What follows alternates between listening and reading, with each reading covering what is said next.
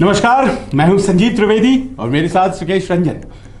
बिहार संभावनाओं का प्रदेश। जाहिर है कि अगर इलेक्शन है तो प्रयोग होंगे, और अगर प्रयोग हो रहे हैं और नए दल आ रहे हैं तो बहुत बड़ी बात तो है नहीं।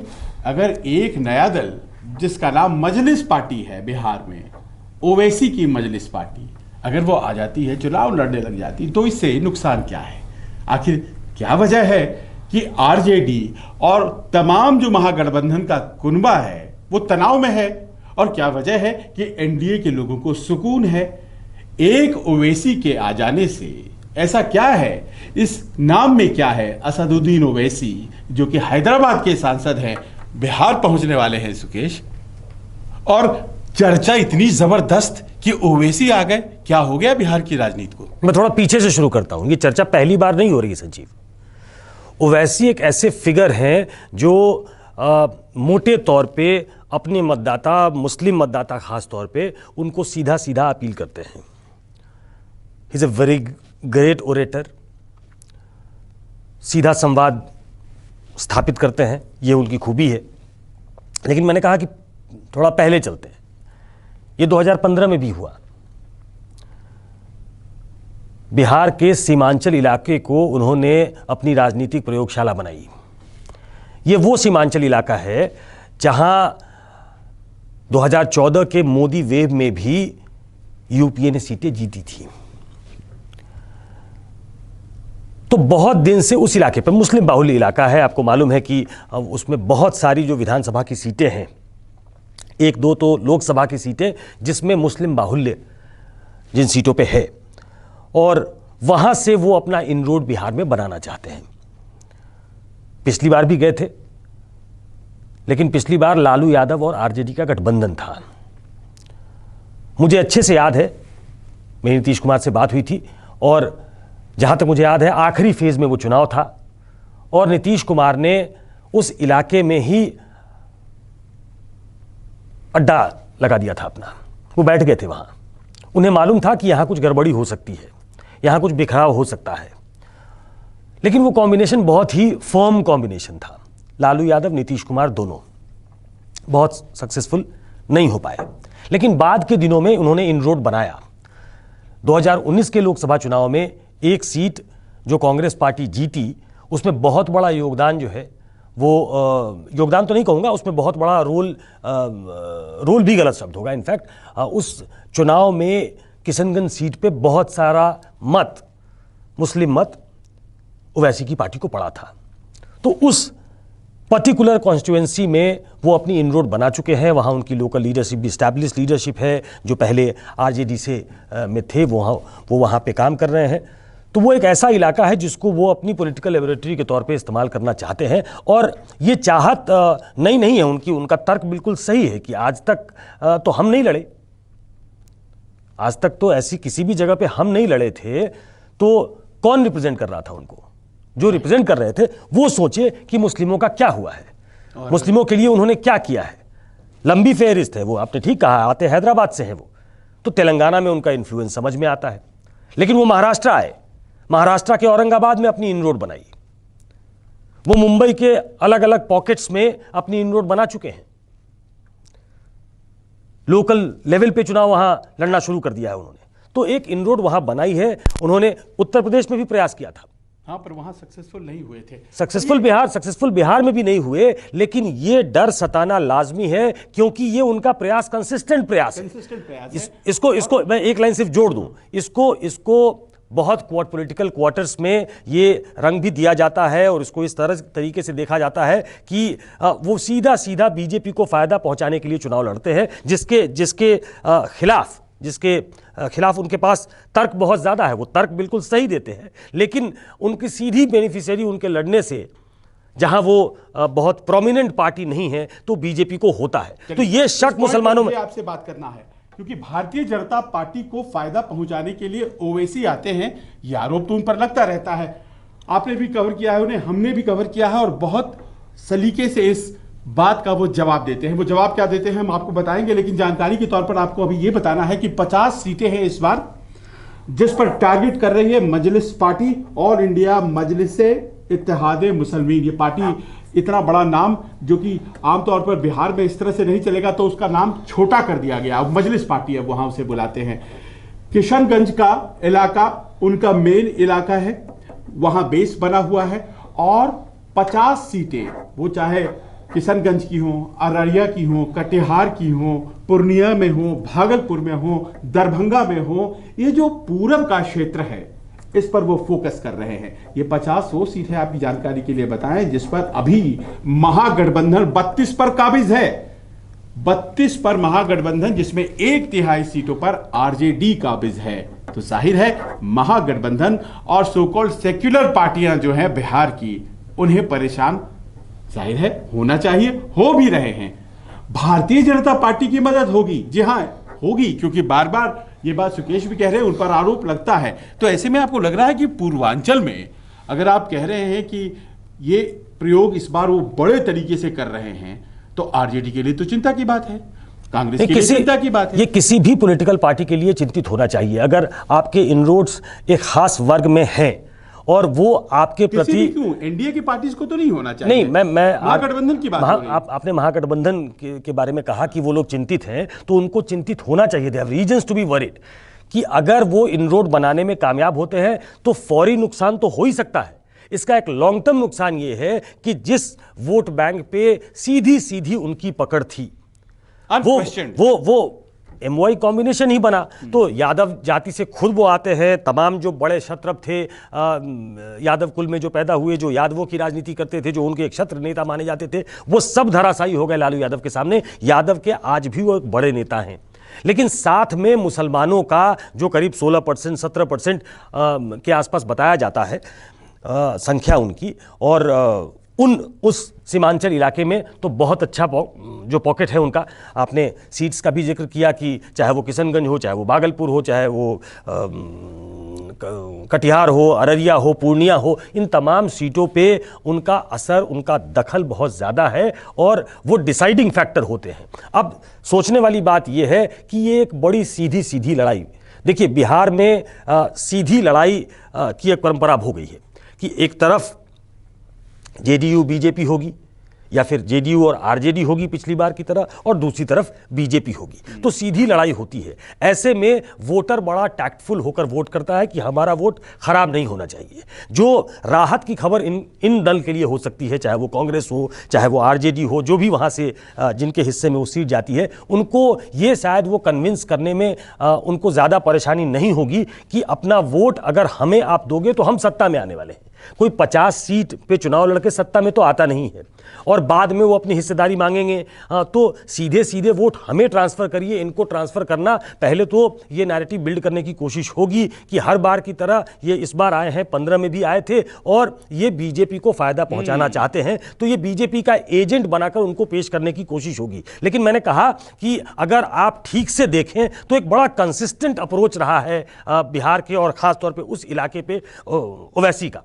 वो पटना आए ना आए, लेकिन वो दूसरे रास्ते से कलकत्ता लैंड करके वो वहां जाते हैं, जाते आते रहते हैं, लगातार संपर्क में हैं। और ये एक जो हंगर, एक जो बिहार लैंड कीजिए, बिल्कुल बिल्कुल पूर्णिया चले आइए और फिर उस इलाके में घूमने, आपको पटना आने की और दूसरे क्षेत्र में आने की जरूरत नहीं है। उस इलाके में उनका कंसंट्रेशन इस बात की तरफ इशारा करता है कि वो एक लॉन्ग टर्म थ्रेट इन पार्टियों के लिए हो सकते हैं जो मुस्लिमों को अपनी बपौती समझते हैं कि ये हमें वोट करेंगे। तो इस बार तो बहुत इंटरेस्टिंग लड़ाई वहां होगी, और खासी चिंता होनी चाहिए ऐसे दलों को जो उनके वोट पे अपना एकाधिकार समझते हैं, उनका चिंतित होना लाजमी है। लेकिन मुझे लगता है कि ये लड़ाई अगर सीधी हो जाती है, एक ऐसा मानस बनता है लोगों में कि अगर हम आरजेडी कांग्रेस गठबंधन को वोट नहीं कर रहे हैं तो हम एनडीए को फायदा पहुंचाने जा रहे हैं, तो इसमें वोटर कंफ्यूज होता है, और ऐसे में क्या वोटर उनको वोट करेगा। लेकिन एक वोट टू एनडीए। लेकिन एक बात ध्यान रखिए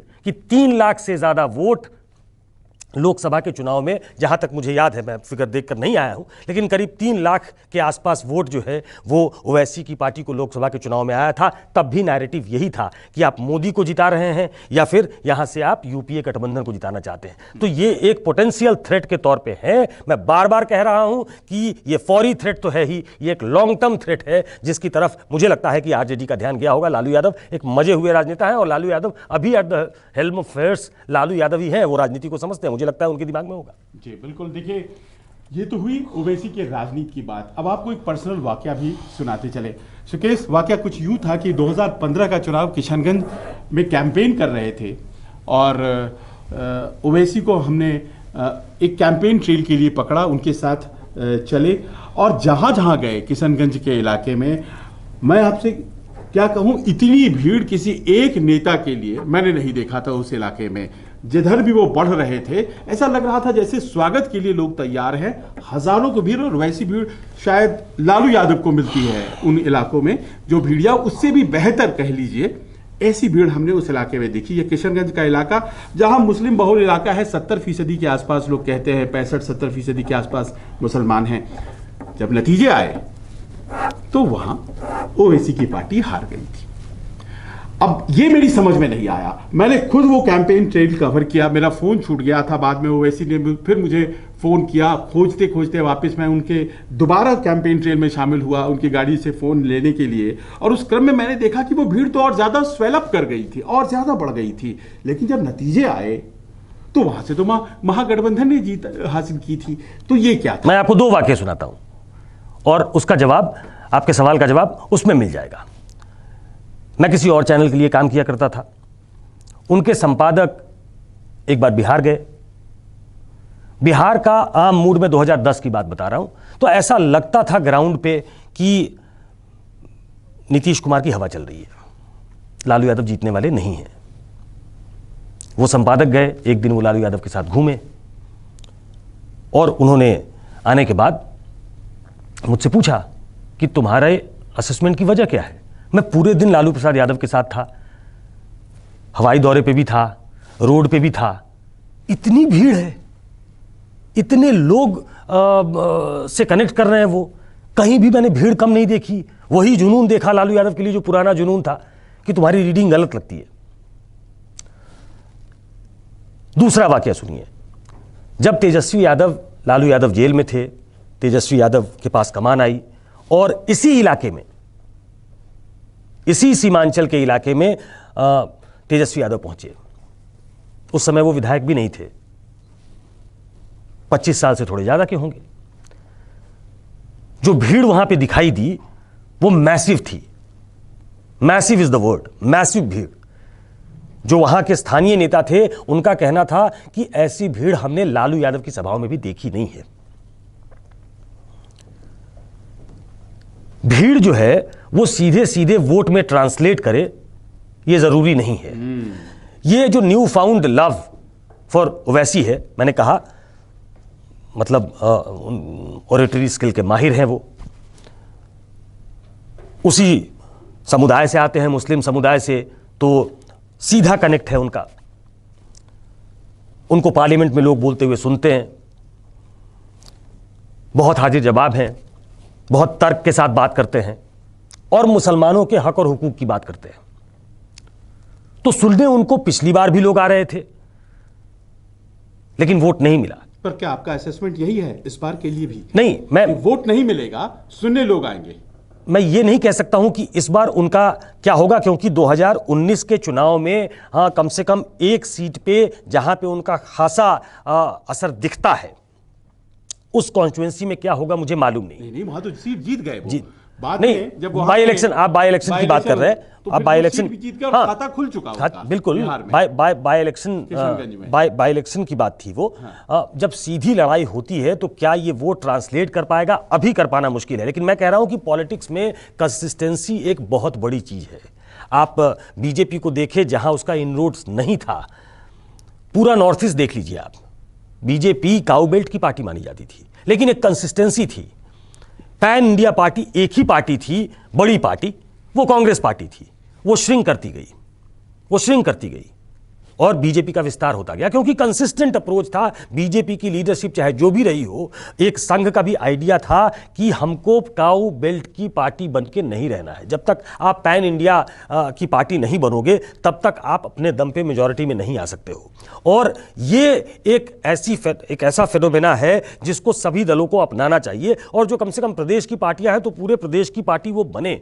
मुझे लगता है कि वहां से उन्होंने इनरोड बनाना शुरू किया है, और इसलिए मैं कहता हूं कि फौरी तौर पे हो सकता है कि इस बार भी उनको सुनने आए, इस बार उनकी वोट प्रतिशत कुछ बढ़ जाए, सीटें उनको न मिले, लेकिन वो एक इनरोड बनाने की दिशा में वहां काम कर रहे हैं। कह दिया बात, अगर वोट प्रतिशत बढ़ता है तो सीटें ना आए, फायदा तो सीधे एनडीए को हो रहा हो सकता है, मैं कह रहा हूं कि हो सकता है, तो वोट जब तक से ही हो जाएगा। तो जो बार बार आप कह रहे हैं कि माथे पे लकीरें हैं चिंता की, वो चिंता की लकीरें इसलिए है कि वोट प्रतिशत बढ़ना नहीं चाहिए। पिछली बार का बढ़ेगा, मतलब जिस तरीके से वो लगे हुए हैं, तो अगर ये बात लोगों में नहीं गई, आरजेडी के लोग, कांग्रेस के लोग, उनके गठबंधन के लोग ये कन्विंस करने में कामयाब नहीं हुए कि vote to him is a vote for BJP, अगर आप देना चाहते हैं तो दे दें।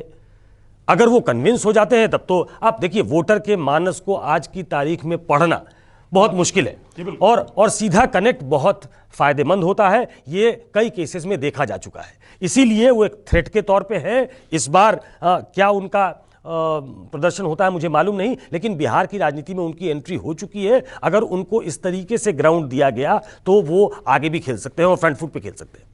ये देखिए, बहुत बड़ी बात सुकेश कह गए कि वोट प्रतिशत बढ़ सकता है, यानी कि पिछली बार जितनी वोट्स उनको आए थे उससे ज्यादा बढ़ सकती हैं। और ये मेरा वो इसलिए भी है संजीव, मैं बीच में टोक रहा हूं आपको, कि पिछली बार वो 50 सीटों पे नहीं लड़े थे।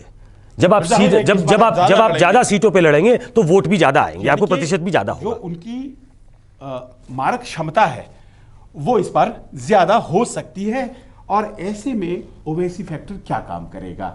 देखिए, ओवैसी चुनाव जीत जाएंगे, ओवैसी सरकार में होंगे, ये सब उम्मीद कम से कम 2020 में करना बहुत मुश्किल है फिलहाल। लेकिन अगर उनका वोट परसेंटेज बढ़ता है और आरजेडी के खेमे में चिंता की रेखाएं हैं, तो एनडीए में क्या हो रहा है समझना वो भी पड़ेगा। क्योंकि वोट प्रतिशत बढ़ने से अगर किसी को फायदा हो रहा है तो वो उन 50 सीटों पर जहां लगभग हारे हैं सब के सब एनडीए वाले। पिछली बार जो आंकड़ा कहता है 50 में से 32 सीटों पर एनडीए की हार हुई थी, और 32 सीट महागठबंधन के खाते में आया था। तो ऐसे में सुकेश ये बताइए कि अब ये जो 32 सीटें हैं जहां अभी जीते हुए हैं महागठबंधन के लोग, और मैं इन 50 सीटों की जब बात कर रहा हूं तो उसी सीमांचल की सीट की बात कर रहा हूं जहां वो ऑपरेट कर रहे हैं, वो पटना नहीं आते हैं, वो सीधे सीमांचल पहुंचते हैं।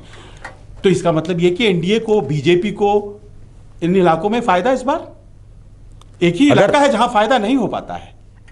नहीं, पिछली बार तो जो गठबंधन था, महागठबंधन, हाँ, वो हर इलाके में उसने बेहतर प्रदर्शन किया था, क्योंकि वो कॉम्बिनेशन ऐसा था कि आप उसको बीट नहीं कर सकते थे।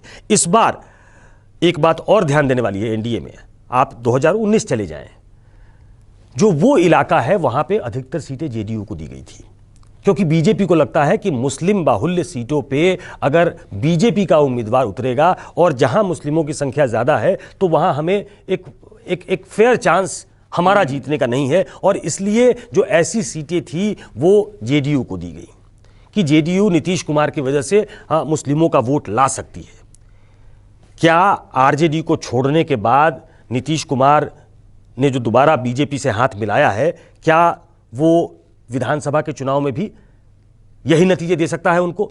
ये एक बड़ा सवाल उठता है। सवाल का कहां बहुत ज्यादा है, इसमें तो स्पष्ट है नहीं मिलेगा उन्हें वोट। देखिए, देखिए भी आप कोशिश कर लें, Bharatiya Janata Party vote to JDU will be a vote to BJP, ये हम लोग उस तरह से देखें अगर, तो ये मान के चला जाए सुकेश, इसमें बहुत ज्यादा दिक्कत नहीं होनी चाहिए कि नीतीश कुमार बहुत मुस्लिम वोट्स ले लेंगे, ये थोड़ा अतिशयोक्ति हो जाएगा।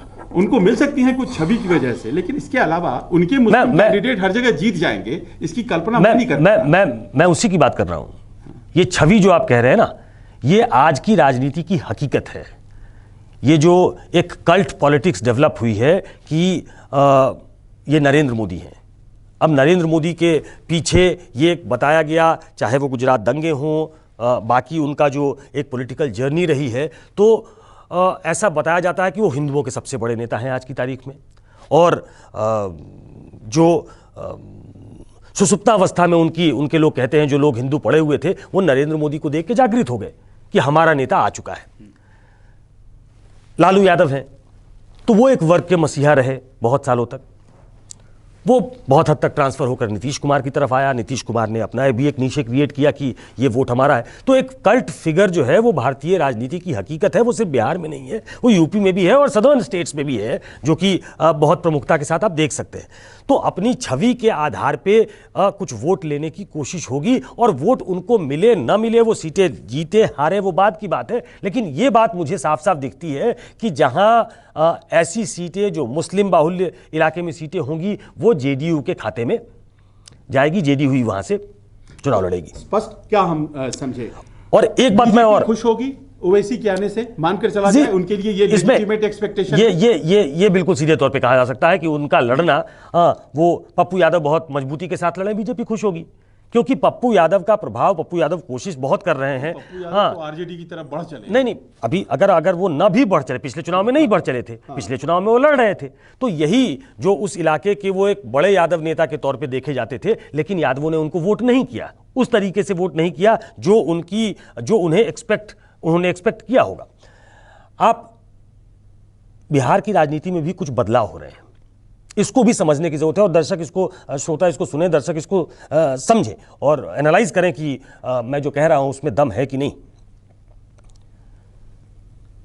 आरजेडी जैसी ट्रेडिशनली जो एमवाई कॉम्बिनेशन वाली पार्टी थी, उन्हें अब यह लगने लगा है कि ये एमवाई कॉम्बिनेशन बहुत दिनों तक नहीं चल सकता है। बात जो खत्म करने के पहले दर्शकों से भी करना चाहूंगा और आपसे भी पूछना चाहूंगा, सुकेश, देखिए ओवैसी आते हैं और कहते हैं कि हम मुसलमानों के रहनुमा हैं। अब भारतीय राजनीति में, लोकतंत्र में इस तरह की बातें कहना, और ये अपने आप में बड़ा अटपटा है। अब उन्होंने दलितों की भी बात कहनी शुरू कर दी है, लेकिन सब जानते हैं कि वो मुस्लिम्स की बेहतरी की बात करते हैं। आप करिए, लेकिन फिर इस तरह की सियासत, ये भी अपने आप में बहुत अहम है। लेकिन तब जब आप उन्हीं 15 सीटों पर लड़ने जा रहे हैं जहां से अभी रिप्रेजेंटेटिव मुसलमान हैं, तो फिर मुस्लिम्स के कॉज को आप कैसे बढ़ा रहे हैं? फिर ये तो अपने आप में बहुत अजीब सा प्रश्न हो जाता है कि आप मुस्लिम के हक और हुकूक की बात करते हैं, और वहां जहां रिप्रेजेंटेटिव एक मुस्लिम है वो तो हार जाएगा अगर आपकी पार्टी से कोई कद्दावर मजबूत नेतृत्व खड़ा हो जाएगा। तो फिर ये दोनों बातें कैसे हो सकती है कि मुसलमानों के हक की बात और मुसलमान रिप्रेजेंटेटिव को हराने की भी बात? नहीं, उसकी जगह जो वो कैंडिडेट देंगे वो भी मुस्लिम होगा। तो राजनीति में देखिए, अगर आपको उनका कैंडिडेट कैसे जीतेगा? अगर मान लीजिए दो मुस्लिम कैंडिडेट्स खड़े हो जाएं या दोनों किसी एक समाज के खड़े हो जाएं, तो जाहिर है भारतीय जनता पार्टी या एनडीए के कैंडिडेट का चांस नहीं, ये बहुत चुनाव से तो बेहतर हो जाएगा। देखिए, ये बहुत सरलीकरण करना ठीक नहीं है कि दो मुस्लिम अगर खड़े हो जाएंगे तो एक मुसलमान हार ही जाएगा या दोनों मुसलमान हार ही जाएंगे। कई बार ऐसा हुआ है। देखिए, राजनीति में जीता गया है वो सीट। ऐसे बहुत सारे एग्जाम्पल हो सकते हैं कि एक ही कास्ट के या एक ही समुदाय के दो लोग खड़े हो गए और उनमें से एक बहुत बुरी तरीके से परास्त हो गया, दूसरा जीत गया। ऐसे भी बहुत एग्जाम्पल है। आसपास की राजनीति करना ये कितना उचित है किसी राज्य में पहुंचकर? देखिए, अब ये पॉकेट्स को आइडेंटिफाई करना, ये क्या बिहार की जनता को ये अटपटा नहीं लगेगा? देखिए, एक बड़ा सवाल है ये कि आप धर्म के नाम पर वोट मांग रहे हैं, तो ये तो इलेक्शन कमीशन में ऑफेंस बनता है कि आप धर्म के नाम पे वोट नहीं मांग सकते। लेकिन जो हकीकत है, उस हकीकत के धरातल पे बात करनी चाहिए। एक ऐसा वर्ग जो उनके साथ रिलेट करता है, वो उसकी तरफ हैंड होल्डिंग के लिए हाथ बढ़ाते हैं, और हो सकता है कि उनका हाथ कोई मजबूती के साथ पकड़ ले। और अलग अलग पॉकेट्स में, देश के अलग अलग पॉकेट्स में ऐसा प्रयोग उन्होंने किया है और कई जगह उनको सफलता मिली भी है। तो कोशिश उनकी इस बात की होगी। और जो आपने कहा दलितों को जोड़ने की बात, तो मुस्लिम दलित एक बड़ा पूरे देश में अगर आप देखें, और ये बहुत बार कोशिश हो चुकी है, कई बार नाकाम कोशिश भी हुई है कि मुस्लिम और दलितों को कोई एक पार्टी साथ में जोड़ ले, कि तमाम वोट जो मुस्लिम और दलित के हैं उनकी बात की जाए और हम एक बड़े दल के तौर पे उभर सकते हैं। वो बहुत सक्सेसफुल प्रयोग पैन इंडिया लेवल पे तो नहीं हो पाया। ये ट्रेडिशनल वोट जो है वो कांग्रेस का रहा है, उसमें बिखराव हुआ है, जो अलग अलग क्षेत्रीय पार्टियों ने उस पर कब्जा किया है। लेकिन उनकी कोशिश ये है अलग अलग राज्यों में जाके अपनी एक पहचान बनाना। कितने सफल होंगे ये मालूम नहीं, लेकिन उनकी कंसिस्टेंसी है, इसमें कोई दो मत नहीं है। इस कंसिस्टेंसी को मात देने के लिए जो वहां की इनकम्बेंट पार्टियां हैं उन्हें मेहनत करनी पड़ेगी, नहीं तो इस लड़ाई को वो रोचक बना सकते हैं। अब देखिए, रोचक का अर्थ यह होता है कि कई जगह उलटफेर हो जाए, उनकी मौजूदगी की वजह से उलटफेर हो जाए। ओवैसी साहब बैरिस्टर है, इंग्लैंड से पढ़ करके भी आए हैं, और जब भाषण देते हैं वो, तो आपको ऐसा प्रतीत होगा जैसे कि कोई बहुत ही ज़्यादा रैबिड या फिर उस तरह का व्यक्ति जो शायद सांप्रदायिक राजनीति में बिलीव करता है, लेकिन हैं वो ऐसे कतई नहीं। उनकी अंडरस्टैंडिंग राजनीति की, उनकी समझ जो है संविधान की, ये अपने आप में बहुत ज़बरदस्त है। बावजूद उसके जो सियासी मुश्किलें हैं, उससे वो जब दो चार होते हैं तो particular section of the society जिसको वो संबोधित करते हैं, उस तरह की बातें वो करते हैं। पर बिहार की राजनीति, सुकेश, बिहार की राजनीति क्या उन्हें इस तरह से स्वीकारेगी? समाजवादियों की, लोहियावादियों की और उस तरह की राजनीति जहां पर अभी भी भारतीय जनता पार्टी नंबर 2 पर है, पूरे देश में जीतने के बाद भी क्या ओवैसी को वहां सफलता मिलेगी? नजरें इस पर बनी रहेगी। अभी के लिए बस इतना ही। अगर आपको यह वीडियो पसंद आए तो इसे शेयर भी कीजिएगा, लाइक और सब्सक्राइब तो करने के लिए हम आपको कहेंगे ही। हमें दीजिए इजाजत। नमस्कार। नमस्कार, मैं हूं मानक गुप्ता। अगर आपको हमारा ये वीडियो पसंद आया हो तो इसे लाइक और शेयर जरूर करें, और हां, हमें सब्सक्राइब और फॉलो करना ना भूलें ताकि आप देश और दुनिया की कोई खबर मिस ना करें। तो जुड़े रहिए हमारे साथ और देखते रहिए न्यूज़ 24।